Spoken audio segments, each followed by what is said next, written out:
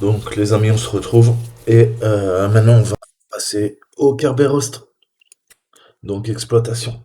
Qu'est-ce qu'on va faire? On va récupérer ce qu'on a vu, on va se reprendre notre petit répertoire qui va bien. Donc on a dit quoi? On a dit Windows,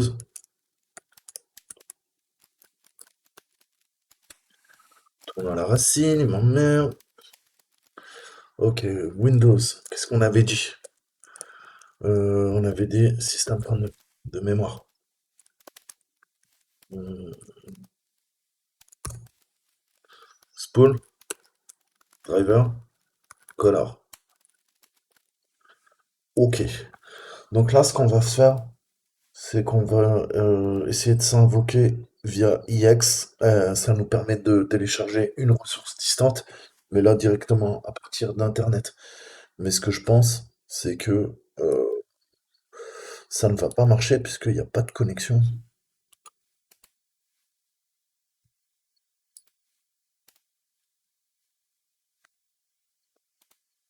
Donc ouais, c'est peut-être moi, je vais le télécharger via un serveur, je pense.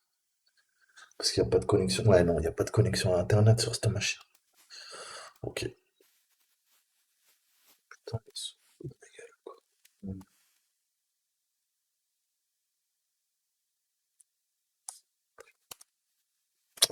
Ok, putain. Quelle galère! Donc là, on a notre Invoke Kerberos. Donc là, on va continuer l'attaque. Et vu qu'on a vu qu'il existait un SPN, un Simple Principal Name, pour un utilisateur, et ben maintenant on va utiliser Invoke Kerberos et obtenir notre ticket. Qu'est-ce que c'est que ce putain de bordel?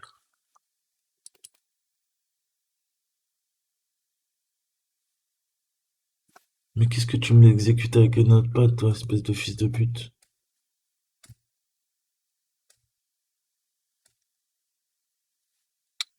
Donc vous savez quoi, on va faire une petite tambouille là, on va essayer de feinter. Faut essayer de feinter dans la vie, faut essayer de feinter. Il faut que j'ajoute une ligne, qu'on ajoute une ligne et qu'on essaie de le niquer. Comment on peut faire ça? Je réfléchis, je réfléchis, je réfléchis. Euh,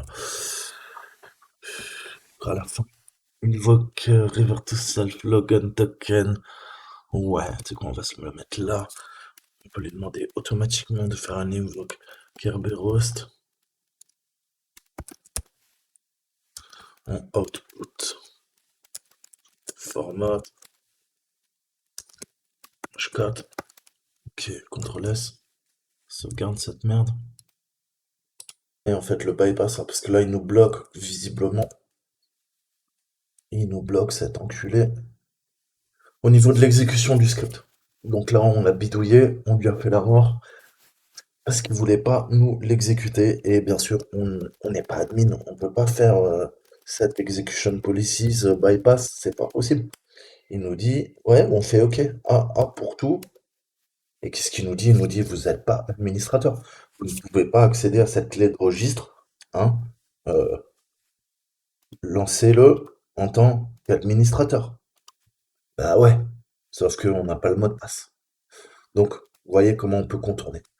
Donc ça, c'est fait. Qu'est-ce que je vais faire? Bah, je vais copier tout ça. Je vais voir, il m'a pas fait un petit fichier là, ça serait sympathique. Là.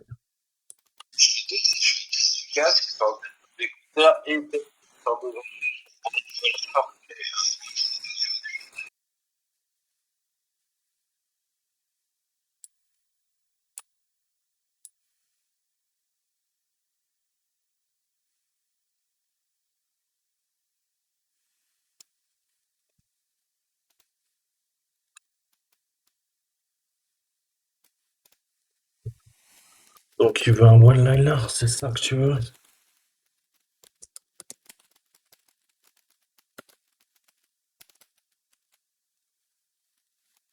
Donc, si on doit se faire chier à faire un one-liner, qu'est-ce qui se passe? E2, ça devient 5.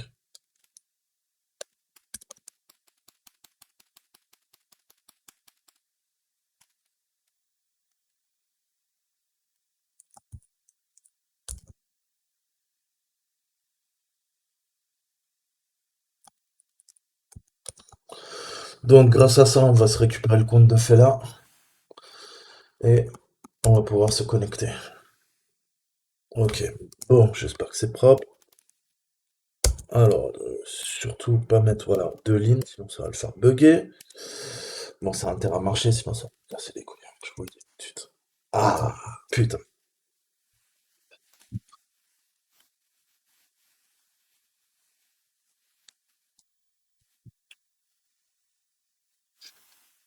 Mais quand, méchant, méchant, méchant.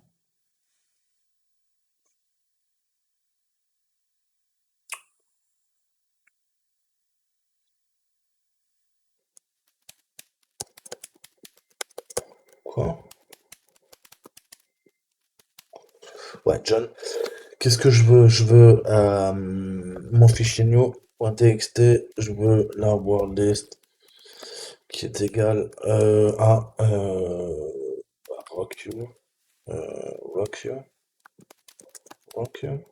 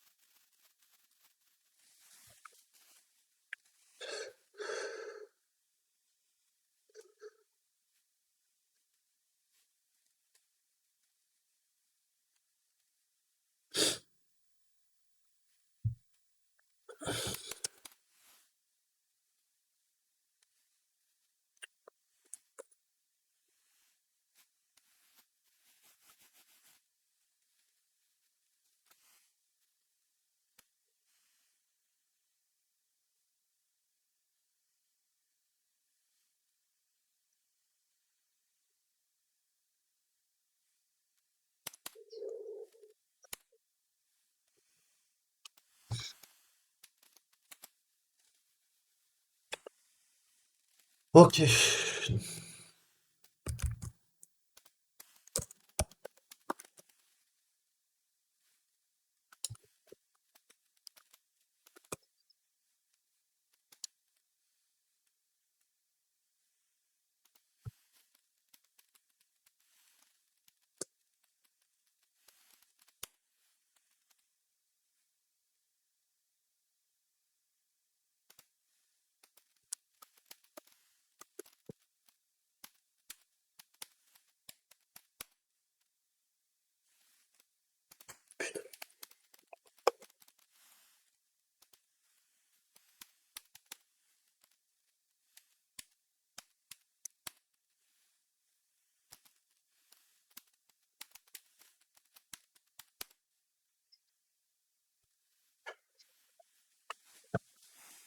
putain. Ouh.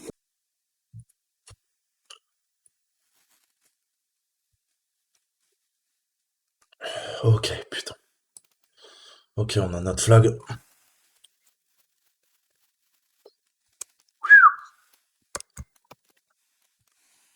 Eh ben, merci Rémina. Rémina fait le taf, bien joué. Il arrive à récupérer le certificat. Alors là, je dis chambé.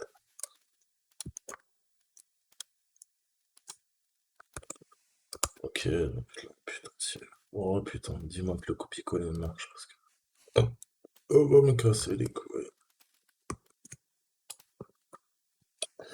Yes, baby. Donc, maintenant, escalade de privilèges. Ok. Donc, bah, on va se télécharger Power Up et bah, on va le faire à notre sauce nouvelle. Donc, locate Power Up.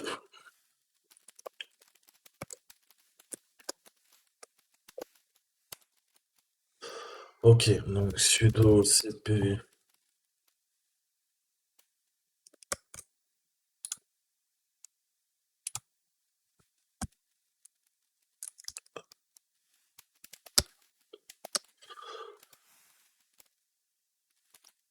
Ah putain.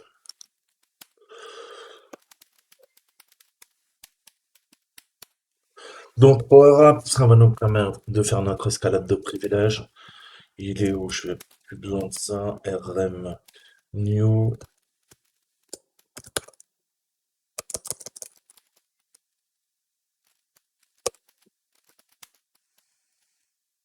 sudo rm hello, joueur ls, ok on est bien. Updog, ok. Donc, qu'est-ce que je fais, qu'est-ce que je fais, qu'est-ce que je fais? Je vais dans user,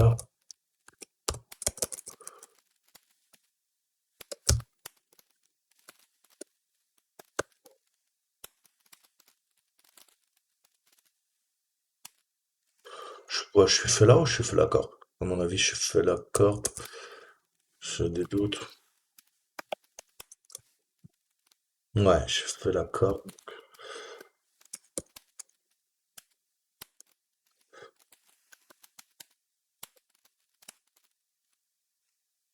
Ok, donc là j'ai mon flag, y a pas de souci. C'est sûr que nickel.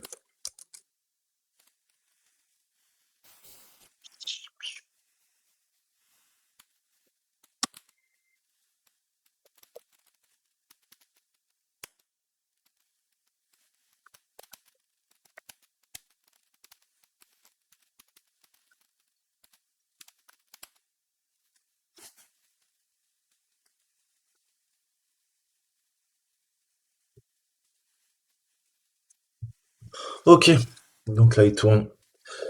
Il va vérifier les autorisations des exécutables, des arguments de service, vérification des chemins de service non cotés, donc entre double côte, vérification des passes et voir si on peut charger des DLL qui sont détournables.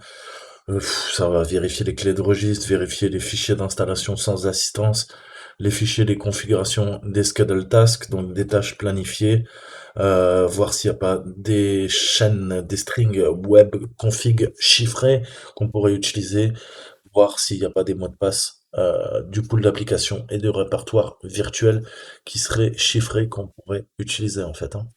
Donc ça va nous donner plusieurs indications sur les moyens d'obtenir un accès administrateur. Donc le premier étant de contourner l'UAC, le second c'est de gérer un attended path, ok?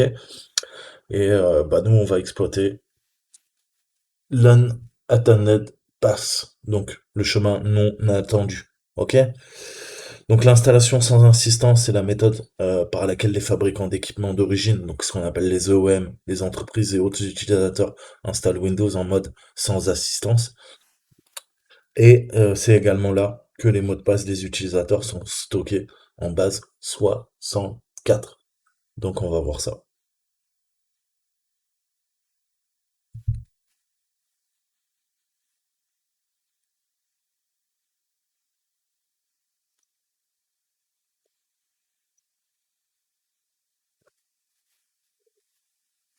Donc là, vous allez voir, bah pareil, si vous avez un PC portable ou un PC qui n'est pas fait maison, je vous conseille d'aller vérifier que vous n'avez pas ce fichier qui est présent sur votre disque dur, puisque vous allez voir la facilité déconcertante de pirater la machine. En fait, les OEM, ces fils de pute, laissent le mot de passe codé en base 64, donc très facilement décodable. Et bah, si on sait où le chercher, on peut trouver tout simplement le mot de passe par défaut. De quoi? Eh ben, de l'administrateur. Donc, c'est ultra, ultra, ultra sensible. Je vais vous montrer ça. J'attends que le script se termine. Et franchement, on voit que, honnêtement, les fabricants de PC, c'est vraiment des charlots, quoi. Il n'y a pas d'autre mot. Ils s'en battent les couilles de votre sécurité et de la sécurité de vos fichiers de votre ordinateur. Ils en ont rien à foutre. Eux, tout ce qu'ils veulent, c'est vous vendre du matériel informatique. Et que ça marche.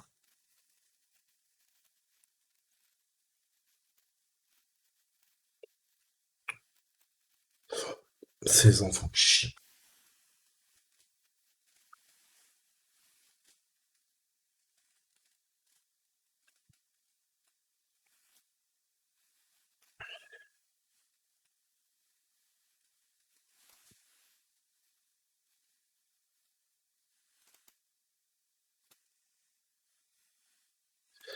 Donc, comme j'ai déjà fait, je vais vous montrer la faille, cette faille béante. On va le laisser tourner le script tranquillement. Mais comme ça va mettre une plombe, on va aller faire notre suite. En fait, il nous trouve donc un unattended, un chemin non attendu, hein, si on devait le traduire à peu près comme ça. Et vous allez voir pourquoi il s'appelle unattended. Donc, dans Windows, regardez bien si c'est pas le cas chez vous, parce que ça craint. Vous avez, si vous réinstallez à partir, vous savez, on a tous cette option en fait. On peut tous y aller. Je vais y aller sur mon ordinateur pour vous montrer. Mais en fait, quand vous avez un PC OEM, ok, vous allez dans Système. Système, je crois, hein, c'est là-dedans. Vous allez dans, je sais même plus. À propos, mon info, c'est dans mise à jour. Récupération.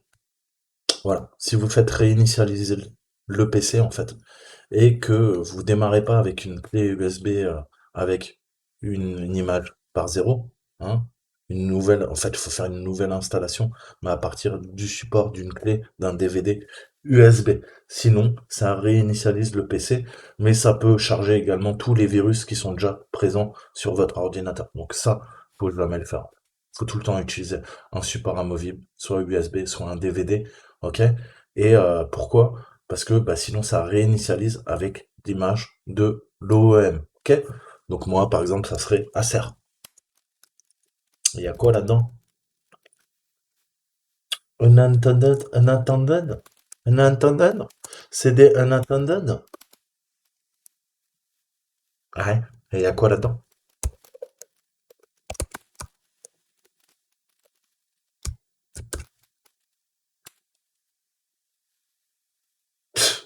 Dans un fichier XML. Password. Ok? Donc, j'appelle ça du foutage de gueule. Appelez ça comme vous voulez. Donc, on a le username, administrateur, et on a sa petite valeur tranquillement dans un fichier XML qui est encodé en base 64. Là, on se dit, putain, c'est extrêmement complexe, non? C'est vraiment technique. Donc, bien sûr, on peut le décoder en PowerShell, franchement, on peut faire ce qu'on veut, hein. Alors, je vais vous montrer le base 64 qu'on utilise, ça, je pense que vous le connaissez. Ça nous permet d'encoder ou de décoder. Maintenant, on va peut-être voir comment le faire directement euh, sous Windows, en fait, hein.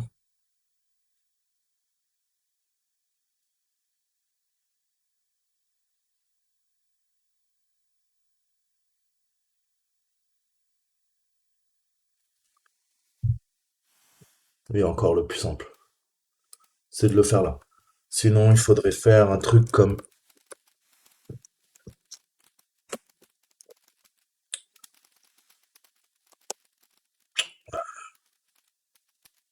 Quoi, t'es en majuscule, toi?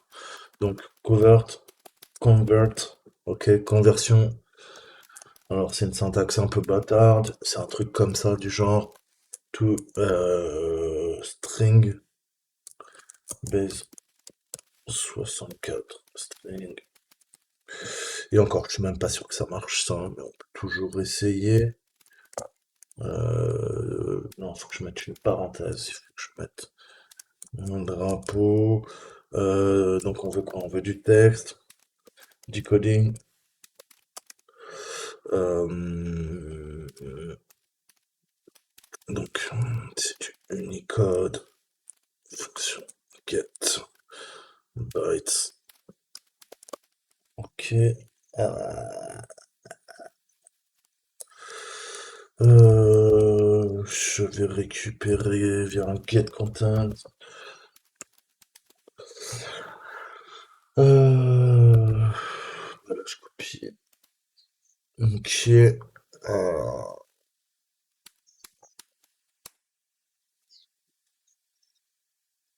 Invalid operation. Text decoding. Bon, excusez-moi, il y a une erreur dans mon script PowerShell. En fait, j'ai pas envie de troubleshooter, mais il y a moyen de le faire en PowerShell, avec quelque chose qui ressemble à ça. Mais j'ai oublié, je suis désolé, j'ai un trou de mémoire. Ok, ok, ok, ok. Autant pour moi, les gars. Autant pour moi.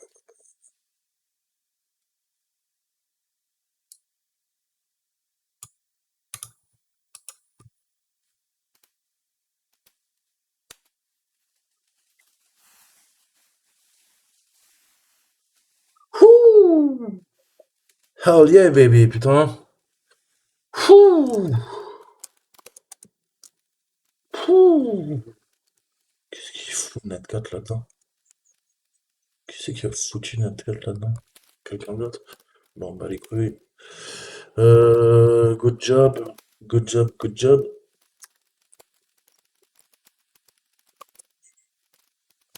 Alors, super foireux, hein, ce CPH, mais bon, on a appris quelques petits trucs, c'est quand même sympa. Le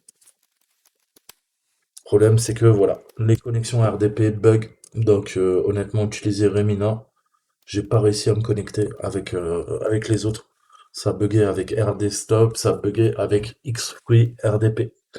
Donc à vous de voir. Voilà, j'espère que vous avez kiffé. Je vous dis à très bientôt. Ciao, ciao.